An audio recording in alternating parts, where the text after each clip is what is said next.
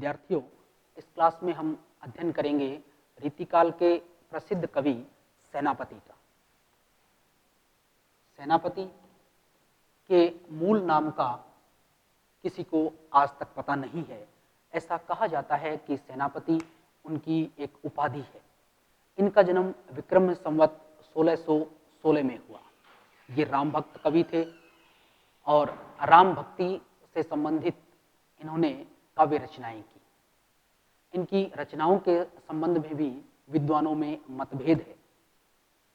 कवित रत्नाकर इनका एक प्रसिद्ध ग्रंथ है, लेकिन कुछ विद्वान इनकी दो रचनाओं को स्वीकार करते हैं, जिनमें कविकल्प द्रुम दूसरी इनकी रचना है। कुछ विद्वान कविकल्प द्रुम और कवित रत्नाकर इन दोनों को एक ही रचना मानते हैं, लेकिन इन बातों में किसी तरह का कोई भी मतैक्य नहीं है। अलग अलग विद्वानों का इन बातों पे अलग अलग विचार है। कवि सेनापति रीतिकाल के बड़े प्रसिद्ध कवि हैं, जिनको श्लेष अलंकार और ऋतु वर्णन में विशेष प्रसिद्धि प्राप्त हुई है। ऐसा कहा जाता है कि आचार्य केशव के बाद यदि श्लेष अलंकार में किसी का स्थान आता है या आचार्य केशव का कोई सामना कर सकता है श्लेष अलंकार के लिए, तो वो सेनापति है। स्वयं आचार्य केशव ने 5-5 अर्थों के श्लेष लिखे हैं और ऐसे ही कुछ श्लेष का वर्णन सेनापति ने भी किया है। इनका ऋतु वर्णन जितना सशक्त और जितना सुंदर बन पड़ा है, वैसा रीतिकाल के किसी भी कवि का नहीं बना है। विद्यार्थियों, बात करते हैं इनके काव्य के भाव पक्ष की। प्रत्येक काव्य में उसका भाव पक्ष और कला पक्ष दो चीजें विशेष होती हैं और प्रत्येक कवि के काव्य की समीक्षा इन दो आधारों पे अवश्य होती है। रीतिकाल के कवियों में भाव पक्ष की सशक्तता थोड़ी सी कम दिखाई देती है, लेकिन उनका कला पक्ष हमेशा ही सशक्त रहा है। सेनापति के काव्य में हम देखते हैं कि भाव पक्ष और कला पक्ष उसका सामंजस्य बना हुआ है। उनके काव्य में भाव पक्ष की सबसे पहली विशेषता है श्रृंगार की सरसता। श्रृंगार की सरसता। सेनापति के काव्य में श्रृंगार रस सरस रूप में आया है। सुंदर चित्रण उसका सरस शैली में हुआ है। उनके काव्य में भी श्रृंगार का मांसल वर्णन हमें दिखाई नहीं देता है। उन्होंने अपने काव्य के अंदर संयोग और वियोग दोनों ही तरह के श्रृंगारों का वर्णन किया है, लेकिन फिर भी उसमें वैसी विषय वासनाओं की बू हमें कहीं भी दिखाई नहीं देती है। श्रृंगार का जितना सुंदर चित्रण उन्होंने संयोग श्रृंगार का किया है, उतना ही सुंदर चित्रण उनके काव्य में वियोग श्रृंगार का भी मिलता है। हम देखते हैं कि कुछ कवि इस प्रकार के भी हैं जिन्हें संयोग और वियोग दोनों में से किसी एक विशेष में चित्रण करने में महारत हासिल है, लेकिन सेनापति के काव्य पर दृष्टि डालें तो हम देखते हैं कि जितना उनका श्रृंगार का संयोग पक्ष सुंदर है, उतना ही उनका वियोग भी सशक्त बन पड़ा है। अगली उनकी काव्य की जो विशेषता है वो है भक्ति भावना का निरूपण। भक्ति भावना का निरूपण। विद्यार्थियों, हम देखते हैं कि सेनापति के काव्य में भक्ति भावना भी प्रखर रूप से आई है। उनके ग्रंथों की बात करें तो उनके ग्रंथों के बारे में मतभेद है। हालांकि ये निर्विवाद रूप से सत्य है कि कवित रत्नाकर उनका ग्रंथ है और कवित रत्नाकर में हम देखते हैं कि उन्होंने श्री राम की भक्ति की है। वो श्री राम के भक्त हैं। उनके जीवन गाथा को उन्होंने कुछ छंदों के अंदर बड़े संक्षिप्त रूप में लिखा है और जितना भी उन्होंने वर्णन किया है वह बहुत ही सुंदर वर्णन है, जिसमें उन्होंने उनके जीवन के सभी उज्जवल पक्षों का वर्णन किया गया है और उन्होंने श्री राम से अपने जीवन का उद्धार करने की विनती भी की है। इसके अतिरिक्त विद्यार्थियों, सेनापति ने कवित रत्नाकर में शिव और भगवान नरसिंह की भी वंदना की है, उनकी भी उपासना की है। इस तरह से वो एक सगुण भक्त कहलाते हैं। सगुण भक्ति भावना उनके अंदर दिखाई देती है, जिसमें राम, शिव, भगवान नरसिंह और इत्यादि की उन्होंने बड़े मनोयोग से पूजा अर्चना वंदना की है। उनकी काव्य की भाव पक्ष की अगली विशेषता है, वो है प्रकृति का निरूपण। प्रकृति निरूपण या प्रकृति चित्रण। हम देखते हैं कि काव्य में जितना भी प्रकृति का चित्रण हुआ है, वो प्रकृति के आलंबन और उद्दीपन दोनों ही रूपों में हुआ है। और ऐसा हम प्राकृतिक चित्रण सेनापति के काव्य में भी देखते हैं। सेनापति के काव्य में प्रकृति का आलंबन, उद्दीपन और आलंकारिक रूप हमें देखने को मिलता है। जहां श्रृंगार के संयोग काल में प्रकृति का चित्रण कवि द्वारा किया हुआ है, वह प्रकृति आलंबन के रूप में हमें दिखाई देती है। उसके सुंदर चित्र कवि ने बनाए हैं।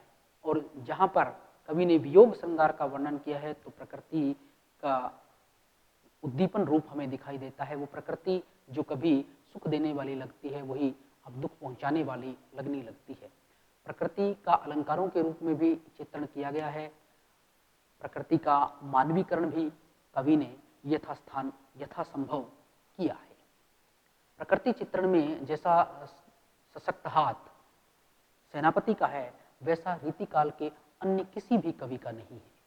रीतिकाल के किसी भी कवि का यदि प्रकृति चित्रण हम लें, तो जितनी सुंदरता, जितनी प्रखरता, जितनी परिष्कृत और प्रांजन शैली हमें सेनापति की दिखाई देती है, वैसी अन्य कवियों की नहीं है।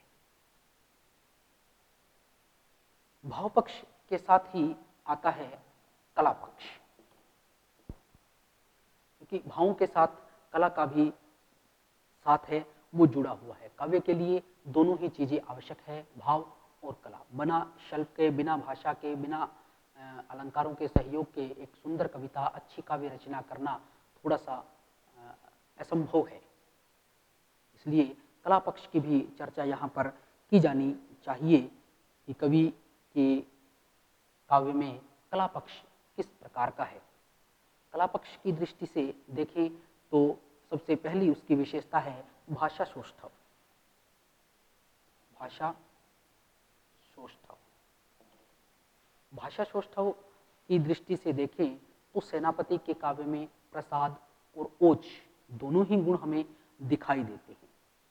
इनके काव्य में साधारण से साधारण शब्द आते हैं, लेकिन उन साधारण शब्दों के बारे में ऐसा कहा जाता है कि साधारण शब्द भी सेनापति के हाथ में आकर सैनिक हो जाते हैं। कि इन्होंने साधारण शब्दों का चयन किया है, लेकिन वो साधारण शब्द भी है, वो अपनी विशिष्टता लेकर आते हैं। उनका ऐसा प्रयोग, इस ढंग से शब्द चयन कवि के द्वारा किया गया है कि उसमें हमें प्रखरता दिखाई देती है। इनके काव्य के अंदर तत्सम, तद्भव, अर्ध तत्सम, देशज, फारसी सभी तरह के शब्दों का समावेश मिलता है। और इन सभी तरह के शब्दों के समावेश के कारण ही इनकी भाषा है वो अत्यंत सुंदर और प्रांजल बन पड़ी है। और इसीलिए आलोचक ये कहने को बाध्य हो गए हैं कि सेनापति के हाथ में साधारण से साधारण शब्द आने पर भी वह सैनिक की तरह निकलते हैं। तो इस आलोचकों की इस टिप्पणी से ही हम ये अंदाजा लगा सकते हैं कि उनका भाषा सौष्ठव कितना सशक्त है। अगली इनकी विशेषता है मुहावरे और लोकोक्तियों का प्रयोग। मुहावरे और लोकोक्तियों का प्रयोग इनके काव्य में यथास्थान हुआ है। ऐसा मुहावरे और लोकोक्तियों का प्रयोग हमें रीतिकाल के अन्य कवियों में दिखाई नहीं देता है। तो मुहावरे और लोकोक्तियों के प्रयोग के द्वारा लक्षणा शब्द शक्ति, व्यंजना शब्द शक्ति, इन सब के प्रयोगों के द्वारा ही लेखक की भाषा शैली है उसमें उत्कृष्टता आई है, भावों में उत्कृष्टता आई है। अभिधा और व्यंजना का सुंदर समावेश कवि ने अपने काव्य में किया है। अगली इनकी काव्य की विशेषता है शैली विधान। शैली विधान, शैली विधान की दृष्टि से देखें तो कवि ने अपनी शैली मुक्तक शैली रखी है। यूं तो हम देखते हैं कि रीतिकाल में प्रबंध और मुक्तक दोनों तरह की शैलियों को अपनाया है। कुछ कवियों ने प्रबंध काव्य भी लिखा है, लेकिन अधिकतर जो मुक्तक काव्य लिखा गया है उसी के अनुसार कवि सेनापति ने अपने काव्य को मुक्तक काव्य के रूप में ही लिया है। जहाँ तक बात छंदों की जाए तो कवित, सवैया, छप्पे आदि सभी छंदों का प्रयोग कवि ने अपने काव्य में किया है, उन सभी को इन्होंने स्थान दिया है। अलंकार विधान, अलंकारों की बात की जाए तो इनके काव्य में प्रमुख सभी अलंकारों का प्रयोग सहजता से हुआ है, उनके प्रति विशेष आग्रह नहीं हुआ है। उपमा, रूपक, उत्प्रेक्षा इत्यादि सभी अलंकार इनके काव्य में हमें दिखाई देते हैं। प्रकृति वर्णन जो कवि ने किया है उस प्रकृति वर्णन की अपनी एक अलग विशेषता है, क्योंकि विद्यार्थियों हमने यह बात पहले भी इसका जिक्र कर लिया है कि सेनापति के काव्य का जो प्रकृति चित्रण है उसके जैसा प्रकृति चित्रण दूसरे किसी कवि ने नहीं किया है। तो इस दृष्टि से हम देखते हैं कि उनका जो चित्रण किया हुआ है, उनका जो प्रकृति चित्रण हमें मिलता है, उनकी अपनी कुछ विशेषताएं हैं और उन विशेषताओं के कारण ही वह सबसे अलग रूप में लिए हुए हैं। प्रकृति का आलंबन रूप, इनके काव्य में जो प्रकृति का आलंबन रूप है वह बड़ा ही सशक्त है। जैसा वर्णन हम रीतिकाल के अन्य कवियों के काव्य में नहीं देखते, या ऐसा सशक्त रूप है कि जिसको किसी भी तरह से नजरअंदाज नहीं किया जा सकता, इतना सशक्त और प्रखर। यहाँ ये कहें कि वो स्वाभाविक चित्रण किया गया है, स्वाभाविक वर्णन किया गया है, तो शायद ज़्यादा समीचीन होगा, ज़्यादा कहना उचित होगा, अन्यथा इनके साथ अन्याय है। क्योंकि इनके प्रकृति चित्रण का आलंबन रूप और उद्दीपन रूप, दोनों ही रूपों की बात की जाए तो दोनों ही बड़े सुंदर और सशक्त है। दूसरी इनकी विशेषता है प्रकृति का उद्दीपन रूप, क्योंकि हम देखते हैं कि संस्कृत काव्य शास्त्र से ही प्रकृति के आलंबन और उद्दीपन रूप का चित्रण होता आया है, लेकिन संस्कृत काव्य शास्त्र में हम ये पाते हैं कि प्रकृति का आलंबन रूप का चित्रण बहुत ही कम स्थान पर हमें देखने को मिलता है, बहुत ही कम दिखाई देता है। लेकिन हिंदी काव्य में हम ये पाते हैं कि प्रकृति के आलंबन का कुछ मात्रा में प्रयोग किया गया है, उसका चित्रण किया गया है, लेकिन उद्दीपन रूप का बड़ा सहजता से प्रयोग किया गया है। और ऐसा ही सहज प्रयोग, स्वाभाविक प्रयोग, स्वच्छंद प्रयोग है वो सेनापति के काव्य में प्रकृति का दिखाई देता है। आलंबन और उद्दीपन दोनों ही रूपों में कवि का जो चित्रण है वो बड़ा ही सराहनीय है और प्रशंसनीय है। प्रकृति का सूक्ष्म निरीक्षण, सूक्ष्म निरीक्षण, कवि ने प्रकृति का सूक्ष्म निरीक्षण किया है। उसको सूक्ष्म निरीक्षण करने की उनकी अपनी एक अलग शक्ति है। हर छोटी से छोटी चीज, हर छोटे से छोटे भाव को प्रकृति के इन्होंने अपने काव्य में स्थान दिया है, उसे प्रकट किया है। ऐसा कोई भी चीज नहीं है जो प्रकृति में घटित हो रही है और जिसको इन्होंने वर्णन नहीं दिया है। सेनापति का ऋतु वर्णन सबसे श्रेष्ठ माना जाता है। ऋतुओं में भी सब ऋतुओं के जो वर्णन किए गए हैं उनमें नए नए उपमान दिए गए हैं, नई नई उपमाएं इसमें दिखाई गई हैं, नए बिंब, नए प्रतीकों का वर्णन कवि ने किया है। और इतना सुंदर, चाहे वह सावन के बादलों का वर्णन हो, चाहे वह हवा का वर्णन हो, जिसमें हवा को भी गर्मी के कारण एक कहीं किसी जगह पर छुपी हुई बताया गया है कि वह भी ठंड होने का इंतजार कर रही है और वो चाहती है कि ये दोपहर निकल जाए तो वो हवा चले, अपने गंतव्य स्थान पर जाए, लेकिन गर्मी के कारण हवा भी बंद हो गई है। ऐसा जो एक स्वाभाविक सूक्ष्म चित्रण कवि के द्वारा किया गया है वह अन्य कवियों ने नहीं किया है। अगली इनकी विशेषता है तत्कालीन प्रभाव। तत्कालीन प्रभाव हम देखते हैं कि रीतिकाल के सभी कवि किसी न किसी राजा के राजाश्रय में रहते थे। उनका यश का गान करना उन राजाओं की बड़ी मजबूरी थी और उसी मजबूरी में उन्होंने उन राजाओं का, अपने आश्रयदाताओं का यश का गान किया है।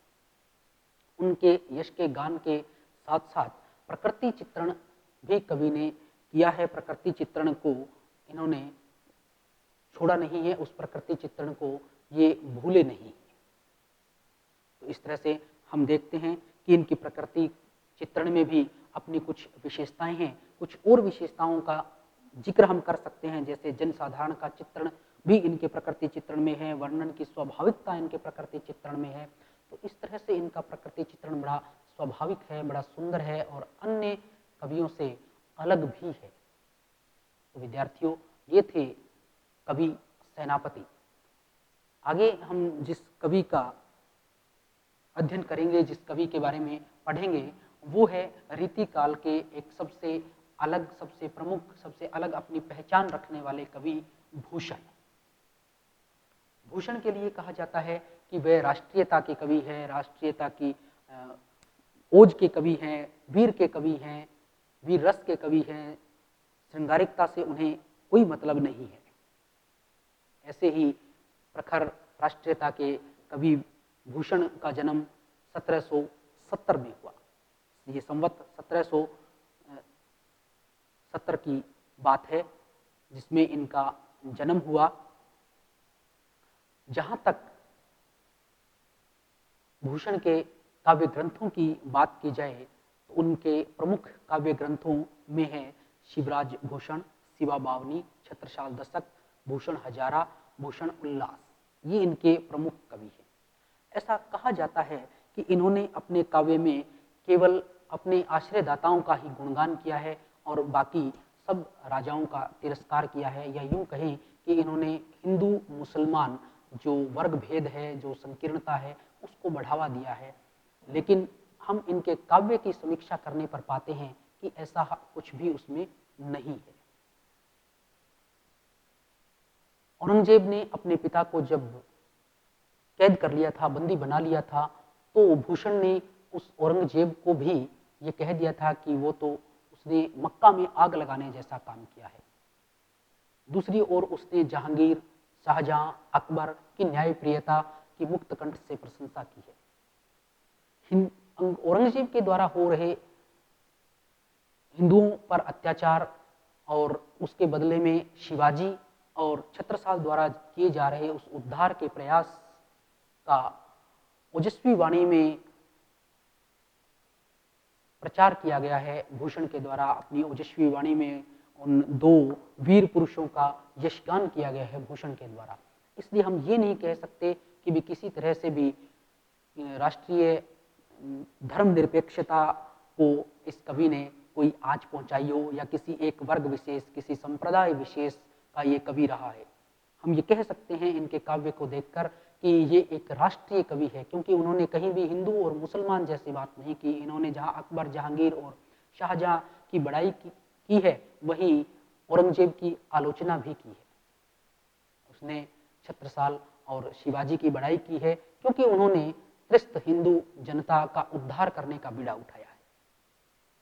जहां तक इनके काव्य की बात है, इनके काव्य में इनके भाव पक्ष की जो विशेषताएं हैं, उन विशेषताओं पर हम चर्चा करें, उन विशेषताओं की बात करें, तो उसमें है रस योजना।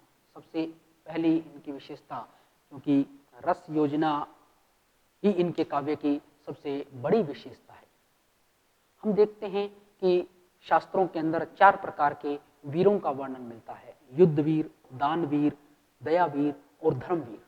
ये 4 प्रकार के वीर माने गए हैं और इन सभी वीरों का वर्णन भूषण के काव्य में हमें मिलता है। 4 प्रकार के वीरों के साथ ही भूषण के काव्य में सबसे प्रमुख रूप से जिस वीर का चित्रण हुआ है वो है युद्धवीर। युद्धवीर का वर्णन करते हुए इनके काव्य में जिस रस का उद्रेक हुआ है, जो रस हमें प्रमुख रूप से दिखाई देता है, वो वीर रस है। वीर रस से ओतप्रोत इनका संपूर्ण काव्य हमें दिखाई देता है। लेकिन इसके साथ ही जो दूसरे रस सहायक रसों के रूप में आए हैं वो है विभत्स, रौद्र और भयानक। इन रसों का उद्रेक भी इनके काव्य में हमें दिखाई देता है, क्योंकि जहाँ वीर रस है वहाँ भयानक, रौद्र और विभत्स रसों का होना स्वाभाविक है। तो इन रसों का वर्णन भी भूषण के काव्य में हमें दिखाई देता है। दूसरी इनके काव्य की विशेषता है सांस्कृतिक आस्था।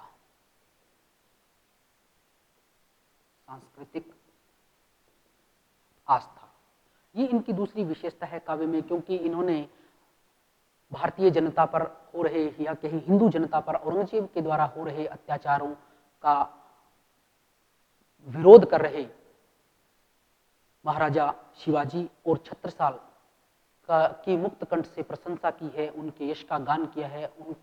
उनके काव्य से हमें लगता है कि भारतीय संस्कृति का समर्थन इन्होंने किया है। भारतीय संस्कृति जिसको हर तरह से दबाया जा रहा था, भारतीय लोगों को दबाया जा रहा था, उनसे हर तरह से हर प्रकार से कर वसूल किए जा रहे थे, नए नए कर उन पर लगाए जा रहे थे, किसी तरह की कोई छूट नहीं थी, जबरन उनसे धर्मांतरण करवाया जा रहा था। तो इस तरह से संस्कृति को दबाया कुचला जा रहा था और उसी का विरोध किया गया था शिवाजी और छत्रसाल के द्वारा।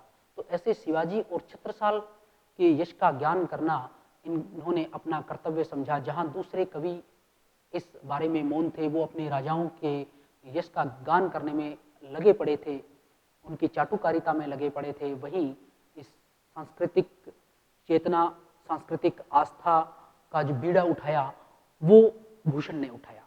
वो उनके काव्य में दिखाई देता है। वो उनके काव्य में पाते हैं कि सांस्कृतिक आस्था इनके काव्य में कितनी गहरी कूट कूट कर भरी हुई है। अगली इनकी विशेषता है राष्ट्रीय चेतना। राष्ट्रीय चेतना विद्यार्थियों, हम देखते हैं कि जब औरंगजेब भारतीय जनता को त्रस्त कर रहा था, वह जबरन धर्मांतरण करवा रहा था, जबरन कर वसूली करवा रहा था, हर दिन नए नए कर लगाए जा रहे थे। तो ऐसे समय में जो हिंदू जनता थी वो पूरी तरह से अपने राजा से त्रस्त हो रही थी, और इसी त्रस्तता में उसको छुटकारा दिलाने के लिए एक किसी राष्ट्रीय नायक की आवश्यकता थी। और उस नायक के रूप में सामने आए 2 वीर, महाराजा छत्रसाल और महाराजा शिवाजी। ये दोनों ही वीर भारतीय जनता में इन्होंने राष्ट्रीय चेतना को भरने का प्रयास किया, और उस राष्ट्रीय चेतना को भरने में सहायक रहे अपने काव्य के द्वारा भूषण ने लोगों में राष्ट्रीय चेतना को भरने का प्रयास किया। उनका काव्य आज भी लोगों की भुजाओं को फड़का सकने में कामयाब है। तो उस समय में लोगों में राष्ट्रीय चेतना का विकास हुआ इनके काव्य से। इस चीज को हम इनके काव्य के माध्यम से देख सकते हैं कि किस तरह से राष्ट्रीयता से ओतप्रोत काव्य इस कवि ने हमें दिया। इनके संपूर्ण काव्य में राष्ट्रीय चेतना का भाव हमें दिखाई देता है, जिसको उस जमाने में सुन करके लोगों में औरंगजेब के प्रति एक घृणा की भावना उत्पन्न हुई और शिवाजी और छत्रसाल के प्रति प्रेम और सहानुभूति की भावना व्यक्त हुई। दूसरा, उनके मन में राष्ट्रीयता की भावना का भी विकास हुआ। तो किस तरह से कोई विधर्मी व्यक्ति उन पर शासन कर रहा है, किस तरह से वो अत्याचार कर रहा है, और क्यों हम बहुसंख्यक होने के बाद भी उस अत्याचार को किस प्रकार सहन कर रहे हैं। अगले इनकी काव्य की विशेषताओं में समीक्षा की जाए तो वो है इनके काव्य का कला पक्ष। कला पक्ष जितना इनका काव्य भाव पक्ष की दृष्टि से सुंदर और उज्जवल है, उतना ही कला पक्ष भी इसका सशक्त बन पड़ा है। क्योंकि वीर रस की कविता के लिए ये जरूरी है कि भावों के साथ साथ उसमें शिल्प भी शामिल हो, उसमें कला भी शामिल हो, और इसी कला पक्ष के सशक्त होने के कारण ही भूषण का काव्य है वो इतना सशक्त बन पड़ा है, इतना सुंदर बन पड़ा है। तो इनके काव्य की जो कला पक्ष की विशेषता है उसमें है भाषा सौष्ठव। भाषा सौष्ठव, भाषा सौष्ठव की दृष्टि से देखें तो इनकी भाषा उत्कृष्ट भाषा है, वो भावानुकूल प्रसंगानुकूल भाषा है, क्योंकि जिस तरह की वीर रसात्मक भाषा, ओजस्वी वाणी की आवश्यकता एक वीर काव्य को लिखने के लिए होती है, वैसी ही भाषा इनकी भाषा रही है। और इस भाषा के लिए उन्होंने ब्रिज भाषा का चयन किया। ब्रिज भाषा का चयन इनके काव्य को देखकर यूँ लगता है कि जैसे सर्वथा उपयुक्त भाषा का चयन इनके द्वारा किया गया है। ओजस्वी वाणी में इन्होंने जितना भी साहित्य अपना रचा है वह संपूर्ण जनता ने उस समय हृदयंगम कर लिया, और आज भी जब जनता इनके काव्य को सुनती है तो उसकी नसें फड़कने लगती हैं, भुजाएं फड़कने लगती हैं, रोंगटे खड़े हो जाते हैं। इस तरह की एक सशक्त भाषा का प्रयोग इनकी भाषा सौष्ठव या भाषा पे इनका अधिकार होने की सूचना देता है कि किस तरह से भाषा पर इनका पूरा अधिकार था, किस तरह से भाषा को ये अपने उंगलियों पे नचा सकते थे। अगली इनकी काव्य की विशेषता है वो है अलंकार योजना। अलंकार योजना,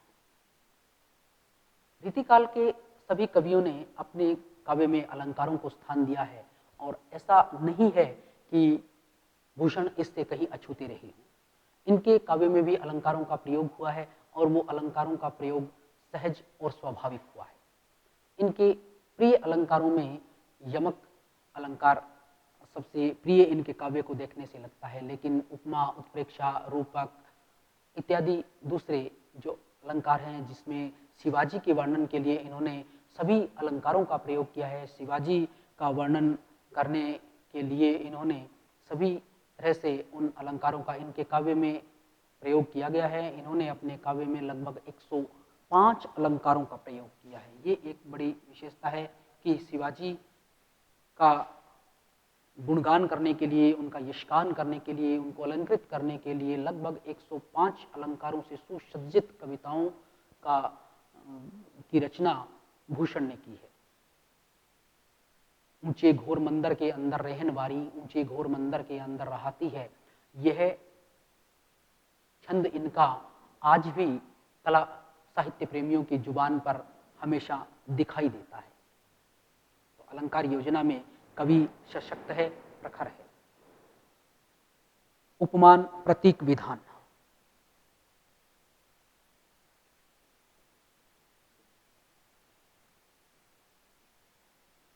प्रतीक विधान, उपमान और प्रतीक विधान की दृष्टि से यदि काव्य को देखें, भूषण के काव्य की चर्चा करें, भूषण के काव्य की बात करें, तो हम देखते हैं कि भूषण के काव्य में उन्होंने शिवाजी के यश का गान करने के लिए उन्हें पुराने प्रतीकों, पौराणिक प्रतीकों का प्रयोग किया है, पौराणिक प्रतीकों का सहारा लिया है, और उन पौराणिक प्रतीकों के माध्यम से उन्होंने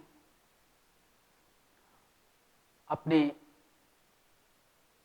आश्रयदाता शिवाजी का यशगान किया है, उनका गुणगान किया है। पुराणों में ईश्वर के जितने भी उपमान हैं उन सभी उपमानों का प्रयोग किया है। पौराणिक उपमान इन्होंने लिए हैं, पौराणिक प्रतीक लिए हैं, उन पुराने प्रतीकों का नए रूप में प्रयोग करके उन्होंने अपने आश्रयदाता छत्रसाल और वीर शिवाजी के यश का गान किया है, उनके गुण का गान किया है। इसके अलग अगली जो विशेषता इसकी है वो है छंद योजना।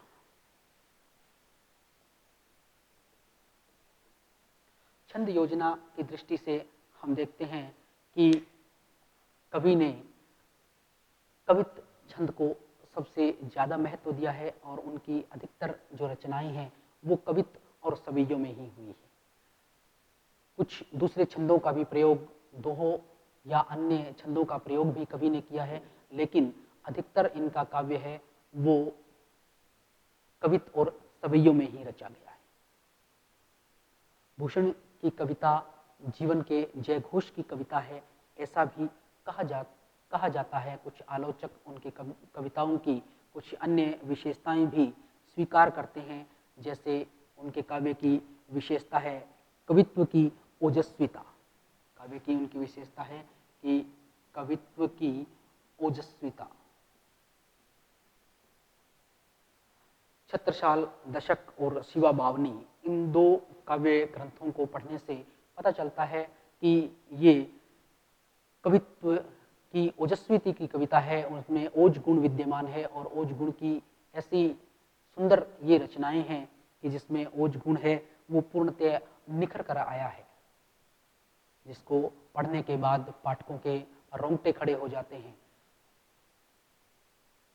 औरंगजेब द्वारा किए जा रहे अत्याचार को देखते हुए जब छत्रसाल और शिवाजी ने उसका मुकाबला करने के लिए कमान संभाली, वो जब आगे आए तो भारतीय जनता जो त्रस्त थी उसका समर्थन हासिल करने के लिए, उसका समर्थन लेने के लिए एक तरह से जैसे कवि भूषण ने वो बीड़ा उठाया, उन्होंने उस समर्थन के लिए उनके यश का गान करना शुरू किया ताकि जनता का समर्थन मिले और उस जिसका गान ओजस्विता के साथ ओजस्वी वाणी में कवि ने किया। तो ओजस्विता का गुण इनके काव्य में हमें दिखाई देता है।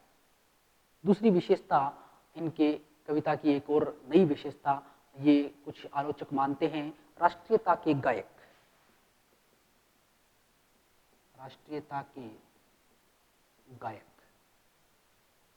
कुछ आलोचक इन पे ये आरोप लगाते रहे हैं कि ये राष्ट्रीयता के गायक नहीं बल्कि इन्होंने राष्ट्रीयता या संकीर्णता को जन्म दिया है, राष्ट्रीयता को धूमिल करके संकीर्णता को जन्म दिया है। इन्होंने केवल अपने आश्रयदाताओं की ही बात की है, उन्हीं के यश का गान किया है और हिंदू मुस्लिम एकता के लिए खतरा इन्होंने उत्पन्न किया है। लेकिन संपूर्ण काव्य की समीक्षा यदि की जाए तो हम देखते हैं कि जहाँ जिस लायक दोनों ही वर्गों में, चाहे वे हिंदू है या मुसलमान है, दोनों ही वर्गों में जो भी शासक जिस लायक रहा है वैसा ही वर्णन कवि भूषण ने किया है। इन्होंने अकबर, जहांगीर, शाहजहां इत्यादि की मुक्त कंठ से प्रशंसा की है, तो औरंगजेब द्वारा अपने ही पिता को बंदी बना लिए जाने पर इन्होंने उसे काबा में आग लगाने वाला बताया है। इस तरह से हम ये देखते हैं कि इनकी कविता किसी भी तरह से राष्ट्रीयता से परे नहीं है, किसी भी तरह से संकीर्णता को बढ़ावा देने वाली नहीं, बल्कि ये राष्ट्रीयता के ही गायक है। राष्ट्रीयता को इन्होंने बढ़ाया है, भाईचारे को बढ़ाया है। इनकी कविताओं से राष्ट्रीय चेतना का उत्थान हुआ है, राष्ट्रीय चेतना बड़ी है इनकी काव्य से, उसमें किसी तरह की कोई कमी नहीं आई, राष्ट्रीयता के भाव का विकास हुआ है। तीसरी इनकी एक नई विशेषता हो सकती है मौलिक चिंतन। मौलिक चिंतन इनके काव्य में हम देखते हैं कि मौलिक चिंतन हमें दिखाई देता है। जहां पर सभी रीतिकाल के कवि हैं उनके काव्य में मौलिक चिंतन कहीं भी दिखाई नहीं देता है, वहीं इनके काव्य में हमें मौलिक चिंतन दिखाई देता है। उन काव्य में मौलिक चिंतन का अभाव है, लेकिन इनके काव्य में मौलिक चिंतन है। कला के रूप में भी इन्होंने नवीन प्रयोग किए हैं, सभी उपादान इन्होंने स्वीकार किए हैं, लेकिन इनका चिंतन है वो मौलिक है। बाकी सारे भी रीतिकालीन जो भी कवि हैं वो किसी न किसी रूप में उनका चिंतन है वो अपने से पूर्व कवियों के चिंतन के ऊपर ही आधारित है, उसमें मौलिकता का अभाव दिखाई देता है। लेकिन भूषण का जो काव्य है उस चिंतन को देखने से, जिसमें राष्ट्रीयता है, जिसमें कवित्व की ओजस्विता है, चेतना नई एक चेतना है, भाषा का सौष्ठव नया है, सारी चीजें देखने से हम ये जानते हैं कि उनका काव्य है वो मौलिकता से भरा हुआ काव्य है। विद्यार्थियों, आज हमने अध्ययन किया कवि भूषण का। अगली क्लास में हम अध्ययन करेंगे रीतिकाल के ही एक कवि मतीराम का। धन्यवाद।